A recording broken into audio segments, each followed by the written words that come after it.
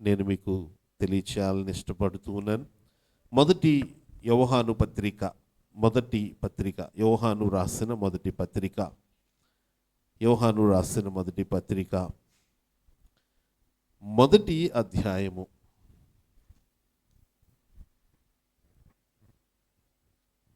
యోహాను రాసిన మొదటి పత్రిక మొదటి అధ్యాయం 7వ మాటను మనం చదువుకుందాం. అయితే ఆయన వెలుగులోనున్న ప్రకారము మనమును వెలుగులో నడిచిన ఎడల మనము అన్యోన్య సహవాసము గలవారమయ్యుందుము. అప్పుడు ఆయన కుమారుడైన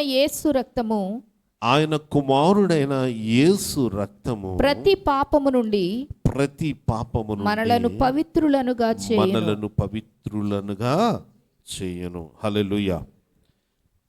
ఈ రాత్రికాల సమయంలో క్రీస్తు రక్తము నేను పవిత్రునిగా చేసే ఒక అనుభవాన్ని, రక్తములో ఉన్న అమూల్యమైన అతి పవిత్రమైన రక్షణను మనకు నేర్పించడానికి ఒక 3 మాటలు నేను మీ ముందు ఉంచడానికి ఇష్టపడుతున్నాను. చిన్న ప్రార్థన చేసుకుని అడుగుదామయ్యా, నేను వినటానికి ఇష్టపడుతున్నాను, నాతో మాట్లాడవా ప్రభా అని. భక్తుడు అంటాడు కదా, నాతో మాట్లాడు ప్రభా, నేను వినటానికి ఇష్టపడుతున్నాను కనుక నాతో మాట్లాడు ప్రభా అంటాడు. చిన్న ప్రార్థన చేసుకుందాం. మహోన్నతుడా, ప్రేమ కలిగిన తండ్రి, మీ పరిశుద్ధ నామానికి వందనాలు చెల్లిస్తున్నాం. ఈ రాత్రికాల సమయంలో నీ మాటలు వినడానికి మేము ఇష్టపడుతూ ఉన్నాం నాయన. నీ మాటలు మమ్మల్ని బ్రతికిస్తాయి, నీ మాటలే మాకు సమస్తము గనుక అయా ఈ తండ్రి, నీ యొక్క వాక్కు, నీ యొక్క స్వరముతో మాకు వినిపింపచేయండి. నిలువబడిన నీ దాసుని నేను మీ సిలువ చాటును మరుగుపరచబడి నీ వాక్కును నేను వినాలి అయా. నాతో ఉన్న ప్రతి వానికి వినిపించే అనుభవానికి నన్ను ఒక సాధనముగా నీ బోరుగా వాడుకొనమని ఇక్కడున్న ప్రతి బిడ్డను మీ ఆత్మచేత సంధించి దర్శించి మీ పరిశుద్ధాత్మ అభిషేకము మా అందరి మీదకి వచ్చులాగన అయా మీ కృపలో మమ్మలను బలపరిచి ఆత్మలో వర్ధిల్లుట కృప చూపించమని చిన్ని ప్రార్థన అయా. ప్రత్యేకముగా నన్ను నేను మీ చేతులకు అప్పగించుకుంటూ లొంగిపోతూ అయా అడిగి వేడుకుంటున్నాము తండ్రి. ఆమేన్. హల్లెలూయా. యోహాను భక్తుడు తన మొదటి పత్రికలో రాస్తున్నటువంటి మాట, యోహాను చాలా చక్కటి మాటలను మనకి రాస్తాడండి. ప్రేమను గురించి అత్యున్నత స్థాయిలో వర్ణించిన వారు ఎవరైనా ఉన్నారంటే అది యోహాను భక్తుడు మాత్రమే. క్రీస్తు ప్రేమను ఓపెన్ చేసి ఎంతో చక్కగా చెప్పినటువంటి వ్యక్తి యోహాను భక్తుడు మాత్రమే. ఒక స్నేహితునికి యేసుక్రీస్తుతో ఉన్న ఒక రిలేషన్షిప్, ఒక స్నేహితుడు అనబడే మాటకు యేసుక్రీస్తులో ఉన్న అత్యున్నతమైన క్వాలిటీస్ని చెప్పిన వారు ఎవరైనా ఉన్నారంటే అది కేవలం యోహాను మాత్రమే. ఎంత చక్కటి మాటలు యోహాను సువార్తలు మనం చదువుతుంటే మనకు కనబడతాయో. దేవుని ప్రేమను, దేవుని ప్రేమలో ఉన్న మాధుర్యాన్ని మనకు తెలియచేస్తాడు. అలాగనే ఈ సందర్భంలో ఆయన చెప్తున్నాడు కదా, అయితే ఆయన వెలుగులో ఉన్న ప్రకారము మనమును వెలుగులో నడిచిన ఎడల. ఒక మాట చెప్తున్నాడు, ఎవరు వెలుగులో ఉన్నారు, ఎవరు మనలను రక్షించే అనుభవానికి వచ్చారో ఆయన వెలుగులో ఉన్న ప్రకారము మనములో వెలుగులో ఉన్న ప్రకారము మనం కూడా వెలుగులో ఉన్న ఎడల మనము అన్యోన్య సహవాసము గలవారమై యుందుము. హల్లెలూయా. ఫస్ట్ ఆఫ్ ఆల్ మనము క్రీస్తుతో ఎలాంటి రిలేషన్షిప్ కలిగి ఉన్నాము. ఆయన రక్తము మనలను శుద్ధి చేసింది. నేను ఆయన రక్తములో కడుగబడ్డాను, పరలోక రాజ్యపు వారసుని నేను అని నేను అనుకోవటానికి ప్రారంభముగా దేవుని వాక్యం నీతో చెప్తున్నటువంటి మాట ఏంటో తెలుసా?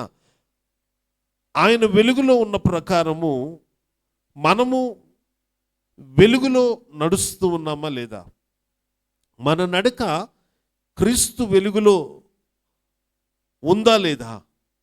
మనం కూడా ఆయన నడిచే, ఆయన చూపించే వెలుగులో ఉన్నామా లేదా? ఈ రాత్రికాల సమయంలో మనల్ని మనం పరీక్షించుకోవటానికి మాటలు మన ముందుకు రాబోతూ ఉన్నాయి.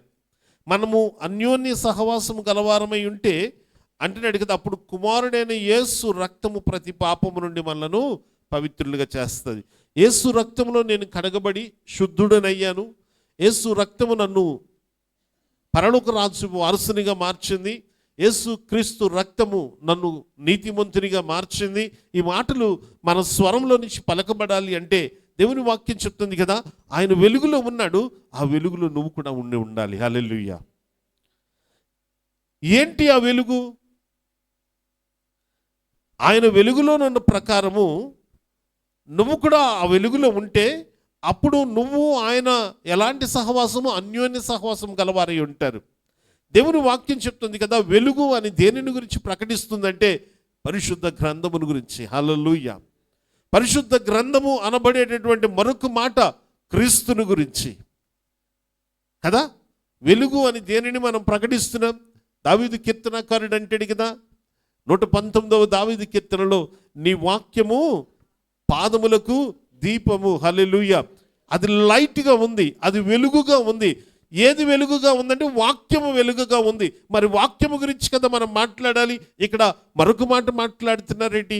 ఆయన వెలుగులో ఉన్న ప్రకారము నువ్వు వెలుగులో ఉంటే, మీ ఇద్దరికి మధ్య అన్యోన్య సహవాసం ఉంటే, ఇక్కడ చెప్తున్నాడు కదా, ఆయన రక్తము నిన్ను విమోచిస్తుంది అంటున్నాడు. అయితే ఆ వెలుగు యేసుక్రీస్తే. హల్లెలూయా. యోహాను భక్తుడు సువార్తలలో ప్రారంభపు మాట చెప్తాడు కదా, అది యందు వాక్యం ఉండెను, వాక్యము దేవుని యందు ఉండెను, ఆ వాక్యమే దేవుడై ఉండెను, ఆ వాక్యమే శరీరధారిగా మన మధ్యలోనికి వచ్చినట్లుగా 1 అధ్యాయం 12వ వచనంలో పలుకుతూ ఉన్నాడు. ఈరోజు ఈ మాటను ఎందుకు చెప్తున్నానంటే, ఆయన వెలుగు అన్నటువంటి మాట ఎవరిని గురించి పలకబడుతుందంటే క్రీస్తుని గురించి. ఆయన వెలుగు అన్నటువంటి మాట ఎవరిని గురించి పలకబడుతుందంటే ఆయన వెలుగై ఉన్న వాక్యమును గురించి. ఈరోజు అన్యోన్య సహవాసము నువ్వు దేవునితో కలిగి ఉండాలంటే నీలో ఏముండాలి? వెలుగు ఉండాలి. వెలుగేంటి? దేవుని వాక్యము. హల్లెలూయా. ఈరోజు వాక్యాన్ని ఉదయకాలంలో లేచి చదివావా? ఒక ప్రశ్న మన జీవితంలోనికి రావాలి. వాక్యంతో ఈరోజు నా సహవాసం జరిగిందా? జరిగితే నువ్వు ఆయన వెలుగును పొందుకున్నట్లే. ఒకవేళ నువ్వు చదవకపోతే నువ్వు ఏం కోల్పోతున్నావో తెలుసా? దేవునితో అన్యోన్య సహవాసాన్ని కోల్పోతూ ఉన్నావు. చాలాసార్లు మన ఆత్మీయ జీవితాలలో విలువైన వాటిని వదిలేసి విలువ లేని వాటి కోసం ప్రయాసపడుతూ ఉంటాం. ఏది విలువైనదో మనం ఎరిగిన వారమై ఉండి కూడా విలువ లేని వాటి కోసం మనం ప్రయాసపడుతూ ఉన్నట్లయితే ఈ రాత్రికాల సమయంలో దేవుని వాక్యం నీతో మాట్లాడుతుంది. ఆయన వెలుగులోనున్న ప్రకారము నీవు కూడా ఆయన వెలుగులో ఉంటే మీ మధ్య ఏముంటుంది? అన్యోన్య సహవాసం ఉంటుంది. వాక్యము నువ్వు ధ్యానిస్తూ ఉంటే దేవుడు నిన్ను దర్శించడం మొదలు పెడతాడు. నేను హిజ్కియాను గురించి ఎందుకు మాట్లాడాను అంటే, హిజ్కియా దేవుని సన్నిధిలో ఒకే ఒక్క నిమిషం ప్రార్థన చేశాడు. ఎలా ప్రార్థన చేశాడో తెలుసా? కన్నీటితో ప్రార్థన చేశాడు. ఎలా ప్రార్థన చేశాడో తెలుసా? పశ్చాత్తాపంతో ప్రార్థన చేశాడు. ఎలా ప్రార్థన చేశాడో తెలుసా? దేవుడు వినేటట్లుగా ప్రార్థన చేశాడు. హల్లెలూయా. ఎలా నేర్చుకున్నాడు? వాక్యము ఆయనకు నేర్పించింది ప్రార్థన. హల్లెలూయా. ఈ రాత్రికాల సమయంలో నువ్వు వాక్యం చదవడం మొదలెడితే దేవునితో ఎలా ప్రార్థనలో వెళ్ళాలో నీకు నేర్పిస్తాడు దేవుడు. దేవుని వాక్యం నువ్వు చదువుతుంటే నువ్వు యుక్తమైన ప్రార్థన ఎలా చేయాలో వాక్యం నీతో చెప్తుంది. నువ్వు ఎలా ప్రార్థన చేయకూడదో వాక్యం నీకు చెప్తుంది. యేసుక్రీస్తు లోకంలో ఉన్నప్పుడు కొండ మీద ప్రసంగంలో ఈ మాటను చెప్తారు, మీరు ప్రార్థన చేసేటప్పుడు వేషధారులుగా ఉండొద్దు. ఈ మాట ఏంటి మనకు నేర్పిస్తుంది? ఒక ఉండకూడని అనుభవాన్ని నేర్పిస్తుంది. అంటే అలా ఉండకపోతే ఇలా ఉండాలి అన్నటువంటి ఒక నిర్ధారణ మన జీవితంలో కలిగిస్తుంది. ఈరోజు ఆ వెలుగులోనికి మనం వెళ్లకుండా అన్యోన్య సహవాసాన్ని మనం పొందలేం. ఈ అన్యోన్య సహవాసం నీ జీవితంలో లేకపోతే నీవు ఆయన రక్తములో కడగబడిన నీతిమత్వపు అనుభవాన్ని పొందలేవు. హల్లెలూయా. ఒక క్రైస్తవునిగా నువ్వు జీవిస్తూ ఉన్నట్లయితే నీ జీవన విధానంలో నిత్యము నీతో ఉండాల్సింది ఏంటో తెలుసా? వాక్యము, వాక్యము, వాక్యము. అప్పుడే నువ్వు యుక్తమైన ప్రార్థన చేయగలుగుతావు. వాక్యం చదివినప్పుడు నీకు ఒక ప్రశ్న వస్తుంది. వాక్యం చదివినప్పుడు దేవుని సన్నిధిలోనికి వెళ్ళి ప్రార్థన చేసే ఒక అనుభవం వస్తుంది నీకు. ఎలా ప్రార్థన చేయాలో, దేవుణ్ణి ఎలా అడగాలో, నీ విజ్ఞాపన ఎలా తెలియచేయాలో. ఈరోజు ఆ అనుభవం నీ జీవితంలో లేకుండా నువ్వు ఆయన రక్తంలో కడగబడటం అసాధ్యము గనుకనే దావీదు మొట్టమొదటి కీర్తన అనుభవంలో చాలా చక్కటి విషయాన్ని మనకి నేర్పిస్తాడు. ఏమని? నువ్వు ఎలా నడవకూడదు చెప్తూ నువ్వు ఎలా నడవాలో చెప్తాడు. ఎలా నడవాలట? దివారాత్రులు దేనిని ధ్యానించాలి? యెహోవా ధర్మశాస్త్రమును ధ్యానిస్తూ దాని యందు నువ్వు నిలిచిన వానిగా నువ్వు ఉంటే నీ జీవితంలో ప్రతి చీకటి వెలుగుగా మార్చబడుతుంది. హల్లెలూయా. చీకటి అన్నది నీకు ఉండదు. ఏది కనబడిన అనుభవం ఉండదు. నువ్వు తప్పు చేయటానికి మార్గం ఉండదు. ఎందుకంటే వాక్యం అనునిత్యము నిన్ను సరిచేస్తుంటుంది, హెచ్చరిస్తూ ఉంటుంది, బాగు చేస్తూ ఉంటుంది, నిన్ను మంచి మార్గంలో నడిపిస్తూ ఉంటుంది. దేవుని వాక్యం అంటది కదా, నీ వాక్యము నా జీవితాన్ని బాగు చేస్తుంది ప్రభు అంటాడు. ఎవరు దేని చేత తమ నడతను, ఈ మాటను మనము ఎన్నోసార్లు చదువుకున్నాం. ఎలా శుద్ధి చేయబడుతుందట? దేవుని వాక్యమును జాగ్రత్తగా చూసుకున్నట్టుని బట్టియే కదా. దేవుని వాక్యమును జాగ్రత్తగా చూసుకోవడం అంటే బైబిల్ తెల్లవారే లేచి ఎంతో జాగ్రత్తగా అటు ఇటు దులిపి గుడ్డతో చక్కగా తుడిచి జిగజగా మెరుస్తుందో లేదో చూసి జాగ్రత్తగా పెట్టిలో పెట్టేసి వెళ్ళిపోవడం కాదండి. దేవుని వాక్యాన్ని చదవాలి. ఆ వాక్యం నీతో ఏం మాట్లాడుతుందో ధ్యానించాలి. ఈ మధ్యకాలంలో యవనస్తులలో నుంచి పృథ్వీ ఒకసారి అయ్యగారు మేము వాక్యాన్ని ధ్యానించే అనుభవానికి వెళ్ళాలనుకుంటున్నామంటే నేను చెప్పాను, మంచి ఆలోచన. వాక్యం ధ్యానించడం అంటే సామాన్యమైన పని కాదు. అది ఏదో సాధారణంగా వాక్యాన్ని చదివి ఈ వాక్యం చెప్తుంది అనుకోవటం కాదు. ఆ వాక్యం నీతో మాట్లాడడం మొదలు పెడుతుంది. అది మాట్లాడుతున్నప్పుడు నువ్వు ఆలకిస్తే దేవుడు నీతో మాట్లాడుతున్న ప్రతి మాట నువ్వు విన్నప్పుడు దేవునితో నువ్వేం మాట్లాడాలో నీకు అర్థమవుతుంది. దావీదు కీర్తనాకారుడు ఒక మాట అంటాడు, నేను దేవుని సన్నిధిలో ఎదురు చూస్తున్నాను. దేనికోసం అంటే నేను ఒక విషయాన్ని దేవుణ్ణి అడిగాను అంటాడు. నేను ఒక విషయాన్ని అడిగాను, విచారణ చేశాను, దానికోసం ఎదురు చూస్తూ ఉన్నానంటాడు. ఎందుకు ఎదురు చూస్తున్నాడు దేవుని సన్నిధిలో అంటే ఒకటి అడిగాడు. ఈరోజు నువ్వు అడిగే అనుభవానికి దేవుని దగ్గరికి వెళ్ళి అయ్యా ఇది నా ప్రశ్న అని నువ్వు అడగాలి అంటే నీకు వాక్యం క్షుణ్ణంగా తెలియాలి. కనుక వాక్యం అనే వెలుగును నువ్వు ఎప్పుడైతే కలిగి ఉంటావో అప్పుడు అన్యోన్య సహవాసం నీకు తండ్రికి మధ్య ఏర్పరచబడుతుంది. మరి అప్పుడే మనం ఆయన రక్తంలో ప్రతి పాపము నుంచి విడిపించబడే అనుభవానికి కడగబడి వెళ్తాం. రెండవ మాటగా భక్తుడైనటువంటి పౌలు ఎఫెసీల సంఘముతో ఒక మాటను మాట్లాడతాడు. ఎఫెసీలకు రాసినటువంటి పత్రిక ప్రారంభపు అధ్యాయమే. ఇది కూడా ప్రారంభపు అధ్యాయము 7వ వచనాన్ని చదువుకుందాం. దేవుని కృపా మహదైశ్వర్యమును బట్టి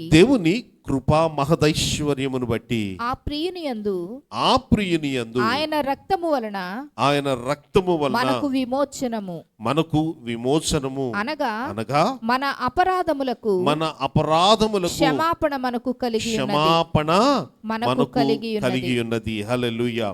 రక్తములో మనం కడగబడాలి, విమోచించబడాలి అంటే ఆయన కృపా మహదైశ్వర్యములో మనం ఉండాలి. హల్లెలూయా.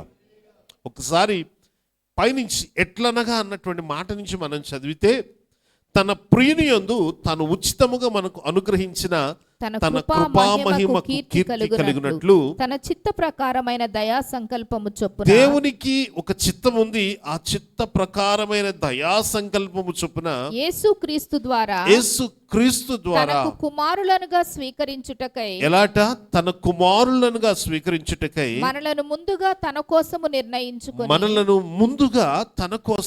నిర్ణయించుకొని మనము తన ఎదుట పరిశుద్ధులమును దేవుని ఎదుట పరిశుద్ధులమును నిర్దోషులమునై ఉండవలెనని జగత్తు పునాది వేయబడక ప్రేమ చేత ఆయన క్రీస్తులో మనలను ఏర్పరచుకొనెను. ఆమేన్. హల్లెలూయా. దేని చేత ఏర్పాటు చేసుకున్నాడండి? ప్రేమ చేత. నువ్వు కడగబడాలి, ఆయన దయా సంకల్పములో నువ్వు స్థిరపరచబడాలి, ఆయన చిత్తానుసారమైన అనుభవంలో నువ్వు పరలోక రాజ్యపు వారసునిగా మార్చబడాలి అంటే ఆయన ప్రేమలో నువ్వు ఉండాలి. మొదటిగా ఎందులో ఉండాలనుకున్నాం? వెలుగులో ఉండాలి. ఇప్పుడు ఏం చెప్పుకుంటున్నాం? ప్రేమలో. నేను ఇందాక చెప్పాను కదా, యోహాను భక్తుడు ప్రేమ గురించి చాలా మంచి విషయాలు రాస్తాడు. ప్రేమ అనే మాటను యోహాను భక్తుడు రాసిన మాటల్లోనే మనం వినగలం. దేవుడు ప్రేమ స్వరూపి. ఈ మాట యోహాను భక్తునిదే. దేవుడు ప్రేమ ఉన్నాడు తెలుసా అంటాడు. దేవుడు ప్రేమ అన్నటువంటి మాట ఎందుకు చెప్పగలిగాడంటే ఆయనను వ్యతిరేకించిన వారిని కూడా ప్రేమించే దేవుడు. హల్లెలూయా. సర్వసాధారణంగా మనం ఎవరిని ప్రేమిస్తాం? మనల్ని ఇష్టపడేవారు, మనకంటే ఇష్టమైన వారిని మనం ప్రేమిస్తాం. కానీ ఆయనను ద్వేషించే వారిని, ఆయనను ద్వేషించే వారిని, ఆయనను కొరడాలతో కొట్టిన వారిని ఆయన ప్రేమించాడు. హల్లెలూయా. ఆయనను సిలువ వేసిన వారిని ఆయన ప్రేమించాడు. మనము ఆ ప్రేమను కలిగి ఉండాలని దేవుడు కోరుకుంటున్నాడు. మనం ప్రేమలో ఉండాలి అంటే, ఆయన ప్రేమలో మనం నిలిచి ఉండాలి అంటే మనం ఏం చేయాలో తెలుసా? ఈ రాత్రికాల సమయంలో ఆయన ఎలా అయితే ఈ లోకాన్ని ప్రేమించాడో ఆ ప్రేమ మనం కూడా కలిగి ఉండాలి. దానికోసం ఒక సింపుల్ వర్డ్ చెప్తాడు, నిన్ను వలె నీ పొరుగు వారిని ప్రేమించు. ఈ మాట చాలా స్పష్టమైన మెసేజ్ అని చెప్పొచ్చు. చాలా స్పష్టమైన మెసేజ్. నిన్ను వలె నీ పొరుగు వారిని ప్రేమించు అన్న మాట అసలు నువ్వు ఎలాంటి ప్రేమ కలిగి ఉండాలో ఒక్క మాటలో చెప్పబడే మాటది. ఎలాంటి ప్రేమ కలిగి ఉండాలంటే, క్రీస్తులో నువ్వు ఎలాంటి ప్రేమను కలిగి ఉండాలంటే, నీ శరీరాన్ని నువ్వు ఎలా అయితే ప్రేమిస్తావో, నీ శరీరాన్ని నువ్వు ఎలా అయితే సంరక్షిస్తావో, నీ శరీరం కోసం నువ్వు ఎలా అయితే ప్రయాసపడతావో, అదే రీతిగా నీ పొరుగువాని కోసం నువ్వు ప్రయాసపడాలి. ఎవరి వలన సాధ్యం? చాలా కష్టమైన పనండి. కానీ యేసు క్రీస్తు ప్రేమ నీ జీవితంలో కలిగి, ఆయన రక్తంలో నువ్వు కడగబడేవానిగా, దయా సంకల్పంలో నువ్వు ఉండేవానిగా నువ్వు ఉండాలి అంటే, ఈ రాత్రికాల సమయంలో దేవుని వాక్యం చెప్తున్నటువంటి మాట అదే. ఆయన ఎలాంటి ప్రేమను కలిగి ఉన్నాడో ఆ ప్రేమ నువ్వు కూడా కలిగి ఉండాలి. క్రీస్తు యేసుని కలిగిన ఈ మనస్సు మీరు కూడా కలిగి ఉండండి అంటే పక్కనే ఫిలిప్పీలకు రాసినటువంటి పత్రికలు ఆయన ఒక మనస్సు కలిగి ఉన్నాడు. అయ్యా, ఆ మనస్సు మీరు కూడా కలిగి ఉండండి. ఎందుకు ఈ మాటను చెప్తున్నానంటే, అప్పుడే నువ్వు ఆ ప్రేమను ప్రకటించగలవు. ఇది సాధ్యమైన పని కాదండి. మనము అనుకుంటే, లేదంటే మనం ఏదో మాట వరుసకు ఆ పని చేయలేం. ప్రాక్టీస్ చేయాలి. యేసులాగా నేను జీవించడానికి చాలాసార్లు పాడుకుంటాం, నీలా ఉండాలని, నీలా నడవాలని, నీలా ప్రార్థించాలని. జీవితంలో పాట పాడుకుంటాం కదా, జీవితంలో నీలా ఉండాలని. ఈ పాట పాడుతూ ఉంటాం. అక్కడ కొన్ని విషయాలు ఉంటాయి. అలా ఉంటేనే ఆయనలో ఉండడం. ఆయన ప్రేమ అంత అద్భుతమైనది.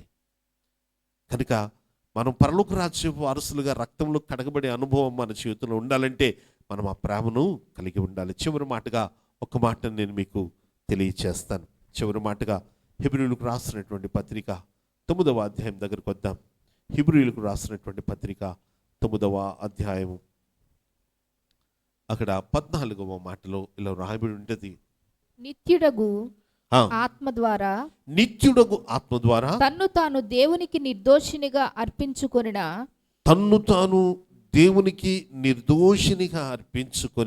క్రీస్తు యొక్క రక్తము నిర్జీవ క్రియలను విడిచి జీవము గల దేవుని సేవించుటకు మీ మనస్సాక్షిని ఎంతో ఎక్కువగా శుద్ధి చేయును. హల్లెలూయా. ఇక్కడ ఒక సామర్థ్యము కలిగిన మాటను చెప్తున్నాడు. చాలా సామర్థ్యము కలిగినటువంటి మాట ఇది. ఏంటట? నిర్జీవ క్రియలు. మనము దేనిని విడిచిపెట్టాలో తెలుసా? క్రీస్తు రక్తం చేత నువ్వు కడగబడాలి, పరలోక రాజ్యపు వారసునిగా నువ్వు మారాలి అంటే నీలో ఏముండకూడదని దేవుడు కోరుకుంటున్నాడు? నిర్జీవ క్రియలు ఉండకూడదు. ఏంటి ఆ క్రియలు? నిర్జీవ క్రియలు అని దేని గురించి అంటాం? ఏవైతే వెలుగులో ఉండని అనుభవాలు కలిగిస్తాయో, చీకటి కలిగేవుగా ఉంటాయో వాటినే నిర్జీవ క్రియలు అంటారు. ఏవైతే నువ్వు దేవునిని ప్రేమించలేని అనుభవం కలిగి లోకాన్ని ప్రేమించే అనుభవం కలిగి ఉంటావో దానినే నిర్జీవ క్రియలు అంటారు.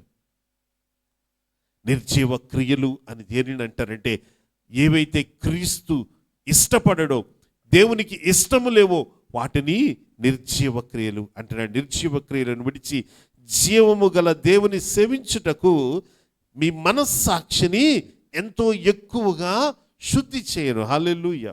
ఏంటి శుద్ధి చేస్తుంది? ఆయన రక్తము. నిన్ను ప్రేమించేవానిగా ఉంచాలి అన్నా, క్రీస్తులో జీవము గలవానిగా ఉంచాలి అన్నా, దేవుని యొక్క వెలుగులో నువ్వు ఉండాలి అన్నా, ఆయన రక్తము నీ జీవితంలో పనిచేయాలి. కనుక ఈ రాత్రికాల సమయంలో ఆయన రక్తంలో కడకబడే అనుభవానికి మనం వెళ్ళాలంటే ఆయనతో ఎలా నడవాలో మనం నేర్చుకోవాలి ఖచ్చితంగా. ఆ అనుభవాల్ని ఈ 3 విషయాలు నేర్పిస్తూ ఉన్నాయి. వాక్యముతో సహవాసం, ప్రార్థనతో సహవాసం, అనునిత్యము దేవుని ప్రేమలో నిలిచి ఉండే అనుభవము, చివరిగా అంటున్నాడు నిర్జీవ క్రియలను విడిచే అనుభవం. ఎప్పుడైతే మనం ఇలాంటి అనుభవాలు కలిగి ఉంటామో క్రీస్తులో పరిపూర్ణముగా ఎదగలుగుతామండి. ఏది విశ్వాస జీవితం ఒక్క రోజులో మన జీవితంలో అలవర్చబడేది కాదు. విశ్వాస జీవితం అనేది ఒక్క రోజులోనే అలవర్చబడేదైతే నువ్వు రక్షించబడగానే క్రీస్తు నిన్ను పిలుచుకోవాలి. కానీ ఆయన ఈ లోకంలో నేను ఎందుకు ఉంచేస్తాడో తెలుసా? నువ్వు మార్పు చెందాలి, మారాలి. ఎలా మారాలి అంటే క్రీస్తులా నువ్వు మారాలి. అలా మారడం కోసం ఆయన రోజు రోజు నిన్ను సరిచేస్తూ ఉంటాడు. ఆ సరిచేసేటప్పుడు మనలను మనం ఆయనకు అప్పగించుకోవాలి. ఎలా? వాక్యం చదవటం ద్వారా, ప్రార్థన చేయటం ద్వారా, ఆయన క్రియలు ప్రేమతో జరిగించడం ద్వారా, మనలో ఉన్న నిర్జీవ క్రియలను వదిలేయటం ద్వారా, మారు మనస్సు ద్వారా మనము ఆయనకిష్టమైన వారిగా మలచబడి ఒక్కరోజు పరిపూర్ణముగా ఇది నా పాత్ర అని ఆయన అనుకున్నప్పుడు ఆయన చేతులతో తీసుకొని పరలోక రాజ్యానికి తీసుకువెళ్ళిపోతాడు. హల్లెలూయా. అప్పుడు నువ్వు ఎక్కడుంటావో తెలుసా? ఆయన పాదాల సన్నిధిలో ఉంటావు. ఇక్కడ కన్ను మూస్తే నీ కన్ను ఎక్కడ తెరుస్తుందో తెలుసా? ఆయన పాదాల సన్నిధిలో. అక్కడ ఏం జరుగుతూ ఉంటుందో తెలుసా? అక్కడట నిత్యము స్తుతించే దేవదూతలు ఆయన సింహాసనం చుట్టూ ఎగురుతూ ఉన్నటువంటి కెరూబులు, సెరాపులు, అవి 6 రెక్కలు కలిగినటువంటి వాటిగా ఉంటాయట. 2 రెక్కలతో ఆయన వెలుగును చూడలేక మూసుకుంటూ ఉంటాయి, 2 రెక్కలతో ఎగురుతూ ఉంటాయి. అసలు ఆ వర్ణనే అసలు వర్ణించలేని అద్భుతమైన దృశ్యం అది. అలాంటి ఒక అనుభవానికి మనం వెళ్ళాలని ఆశపడుతూ ఉన్నట్లయితే ఈ రాత్రికాల సమయంలో ఇప్పటి నుంచే మనల్ని మనం సరి చేసుకోవటానికి, సిద్ధపరచుకోవడానికి ప్రయత్నం చేద్దామండి. ఎందుకంటే ఆయన పిలుపు ఎప్పుడు వస్తుందో మన జీవితంలో తెలియదు. దొంగ ఎలా అయితే వస్తాడో అలా ఆయన రాకడ వస్తుందట. అప్పుడు మనము ఆ రాకడలో ఎత్తబడే వారముగా ఉండాలి అంటే మనం మన ఆత్మీయ జీవితం అంతా ఆయనకి ఇష్టమైందిగా మలుచుకోవాలి. అట్టి కృప చేత దేవుడు మనలను సిద్ధపరిచి, స్థిరపరిచి నడిపించునుగాక. ఆమేన్.